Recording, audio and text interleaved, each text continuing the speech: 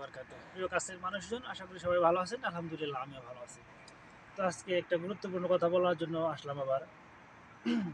সমস্ত প্রশংসা একমাত্র আল্লাহ তাআলার জন্যই। কেননা তিনি আমাদেরকে সুস্থ রাখছেন।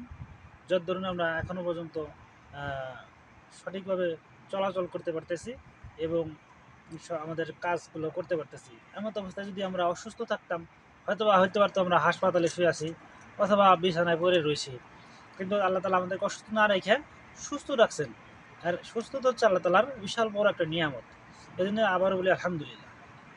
তো যে মেসেজটা দিতে চাই সেটা হচ্ছে যে আমরা যারা নামাজ পড়ি না, তারা শুধু এইটুকা কনসেপ্ট আমরা ধারণা করি যে হ্যাঁ, নামাজ পড়তেছি না, আজকে পড়বো না, কালকে পড়বো তারপরের দিন পড়বো। এই ধারণাটা করার পরে আমরা আর নামাজ নিয়ে আর কোনো আমাদের টেনশন থাকে না।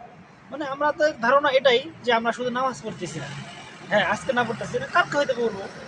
কালকে না পড়লে তারপরের দিন পড়বো। এরকম ধারণা করতেছি। কিন্তু একটা কথা কি আপনি ভাবেন, চিন্তা করছেন যে আল্লাহ তাআলা আমাকে সৃষ্টি করলো, একটা সামান্য একটা অর্ডার করছে আমাকে যে নামাজ পড়তে কিন্তু টাকা পয়সা লাগে না।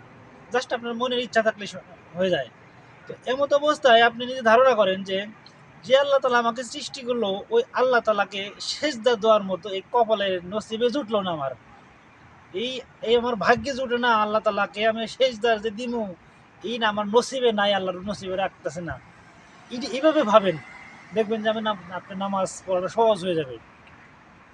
আল্লাহ তাআলাকে সিজদা দেওয়ার সৌভাগ্যটা আপনার হচ্ছে না, আমার হচ্ছে না। কত বড় দুর্ভাগা আমরা! অথচ এই নামাজ পড়তে টাকা পয়সা কিচ্ছু লাগতেছে না। যদি হ্যাঁ, এরকম হইতো প্রতি ওয়াক্ত নামাজ পড়তে গেলে ৫০০ করে টাকা লাগবে। সম্ভব হইতো গরিবদের জন্য? সম্ভব হইতো না। আল্লাহ তাআলা বিনে পয়সায় এই ইবাদতটা করতে দিতেছে। এই ইবাদতটা করলে মানুষের শারীরিক ব্যায়াম হয়, অন্তরে পরিশুদ্ধতা, পোশাকে পরিচ্ছন্নতা সবকিছুই হয়।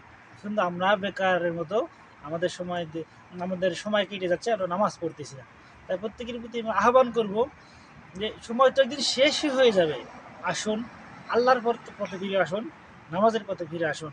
আর নামাজ হচ্ছে সমস্ত কর্মের, হ্যাঁ, সমস্ত খারাপ কর্মের প্রতিবন্ধক।